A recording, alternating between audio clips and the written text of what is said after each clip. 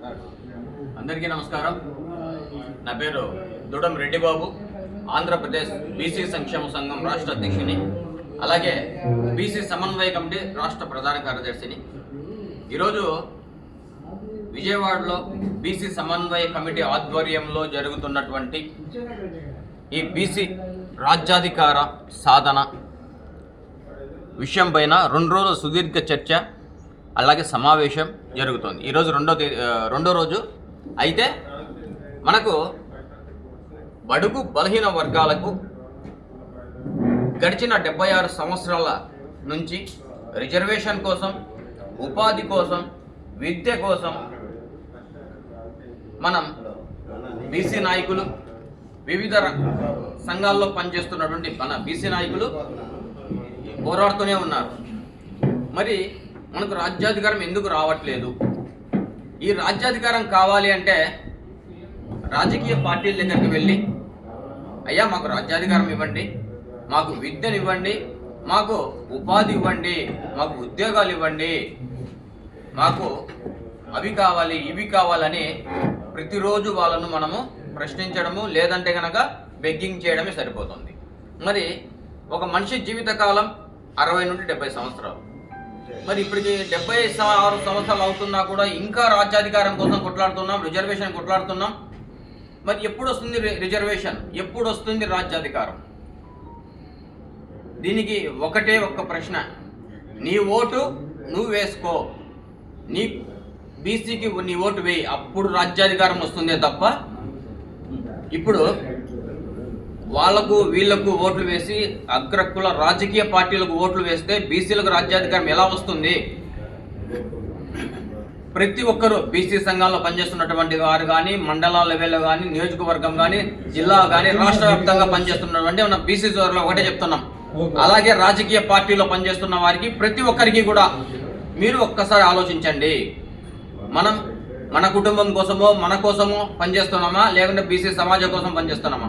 అసలు బీసీ భావజాలం మనలో ఉందా అని ఎవరికి వాళ్ళు ప్రశ్నించుకోవాల్సిన అవసరం ఉంది. అంతేకాదు, ఇప్పుడు విద్య అందట్లేదు, విద్య కోసం ఎన్నో ధర్నాలు చేస్తున్నాం, రాస్తారోకోలు చేస్తున్నాం, డిఓలను కలుస్తున్నాం, కమిషనర్లను కలుస్తున్నాం. నిన్న కూడా ఢిల్లీలో సాధ్వి నిరంజన్ జ్యోతి గారిని, నేషనల్ బీసీ చైర్పర్సన్ గారిని కలిచాం. ఆమె ఒకటే మాట అనేది, సార్ పైనుంచి వస్తే తప్ప, రాజకీయ పార్టీల నుంచి వస్తే తప్ప మేమేమి చేయలేం, మేము కేవలం ఉద్యోగస్తులమే అని చెప్తున్నారు. మరి బీసీ కమిషన్ కూడా, జాతీయ బీసీ కమిషన్ ఆ మాట చెప్తోంది. నిన్న 22 కలిచాను ఢిల్లీలో, కానీ ప్రయోజనం లేదు. అంటే మనకు రాజ్యాధికారం కావాలంటే అధికారుల కాడికి కానీ, లేదంటే రాజకీయ పార్టీ నాయకుల దగ్గరికి వెళ్తే మనకు రాదు, మనం పవర్లో ఉంటే మనకు వస్తుంది. ఇప్పుడు ఈడబ్ల్యూఎస్ ఎట్లా వచ్చింది? అగ్రకులాలు రాజకీయ పార్టీలలో పవర్లో ఉన్నారు కాబట్టి వాళ్ళు ఈడబ్ల్యూఎస్ సింపుల్గా సాధించుకున్నారు. మనం బీసీ రిజర్వేషన్ కోసం 76 సంవత్సరాలు పోరాడుతూనే ఉన్నాం. మరి పవర్ లేనిది అధికారం ఎలా వస్తుంది? అధికారం లేని పవర్ ఎలా వస్తుంది? మనకు రిజర్వేషన్ ఎట్లా వస్తుంది? ఇప్పుడు కొన్ని కులాలు కూడా మీకు రిజర్వేషన్ ఉంది, మీకు రిజర్వేషన్ ఉంది అంటున్నారు. అయ్యా మేము జనాభాలో 65% దాదాపు ఉన్నాం, మాకు రిజర్వేషన్ ఎంత ఉంది? మీరు జనాభా ఎంత ఉన్నారు? ఈ తిప్పి కొడితే 5% లేరు. మరి వాళ్ళు 10% రిజర్వేషన్ ఏంటి? మాకు 20% రిజర్వేషన్ అండి బీసీలకు. మరి 27+27 చేయండి, 54% రిజర్వేషన్ ఇవ్వండి.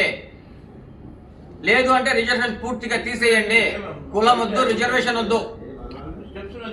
రాజకీయ పార్టీలు మేము ఒకటే ప్రశ్నిస్తున్నాం, కులం వద్దు, రిజర్వేషన్ వద్దు. మెరిట్ ప్రకారంగా అందరం సమానమే. ఎవరు మెరిట్ ఉంటే వాళ్ళకు ఉద్యోగం. అయినా కూడా ఒకటి మేము ప్రభుత్వాన్ని ప్రశ్నిస్తున్నాం. ప్రతి సంవత్సరం గవర్నమెంట్ శాఖల్లో రిటైర్డ్ అయ్యి లేదా వెళ్ళిపోయే వాళ్ళను, ప్రతి సంవత్సరం ఖాళీ అవుతున్నటువంటి ప్రభుత్వ శాఖల్లో సీట్లను, ఉద్యోగాలను ఎవరికి ఇస్తున్నారు? ఒక్కసారి ఉద్యోగం వస్తే 10 సంవత్సరాలు ఉద్యోగాలు ఉండవు. మిగతా నేను ఎట్లా పోతున్నాయి? ప్రతి సంవత్సరం ఎవరు రిటైర్డ్ కావట్లేదా? మీరు ఉద్యోగాలు సృష్టించడం లేదా? మరి అలాంటప్పుడు ఉపాధి అని బీసీలు ఎందుకు మోసం చేస్తున్నారు? మాకు ఉచిత విద్య కావాలి. ప్రైవేట్ పాఠశాలలు, కార్పొరేట్ పాఠశాలలను అధిక ఫీజులతో వసూలు చేస్తూ ప్రతి ఒక్కటి వ్యాపారం చేస్తున్నటువంటి కార్పొరేట్ ప్రైవేట్ సంస్థల్ని మీరు అడ్డుకట్ట వేయాలి. అలాగే గవర్నమెంట్ పాఠశాలలను రాయలసీమ కానీ ఆంధ్రప్రదేశ్ కానీ దాదాపు 1000 పాఠశాలలు మళ్ళీ పునర్నిర్మించాలి. గతంలో 2019, 2024 వరకు అధికారంలో ఉన్నటువంటి పార్టీ దాదాపు 400 స్కూళ్లను మూసేశారు, ప్రైవేట్ గవర్నమెంట్ స్కూళ్లను. ఇప్పుడు అవి మూయడం వల్ల ప్రైవేట్ కార్పొరేట్ వాళ్లకు వ్యాపారంగా మారాయి. కాబట్టి మాకు ఉచిత విద్య కావాలి అంటే గవర్నమెంట్ స్కూళ్ళు పెరగాలి, కాలేజీలు పెరగాలి, ఇంటర్మీడియట్ కాలేజీలు. అలాగే జేఈ మెయిన్స్కు మనం ఇతర రాష్ట్రాలకు కానీ ఇతర జిల్లాలకు కానీ వెళ్తున్నాం, కోచింగ్కు లక్షలు తగిలేస్తున్నాం. అదే కోచింగ్ సెంటర్లను ప్రభుత్వమే ఉచితంగా బీసీలకు అందించాలి. ఇది మా ప్రధానమైన డిమాండ్లు. అలాగే బీసీ అట్రాసిటీ చట్టం అమలు చేస్తారా, లేకుంటే బీసీ ఉద్యమాన్ని స్టార్ట్ చేయాలా? ఇప్పుడు ప్రస్తుతం ఉన్నటువంటి గవర్నమెంట్ మేము ప్రశ్నిస్తున్నాం.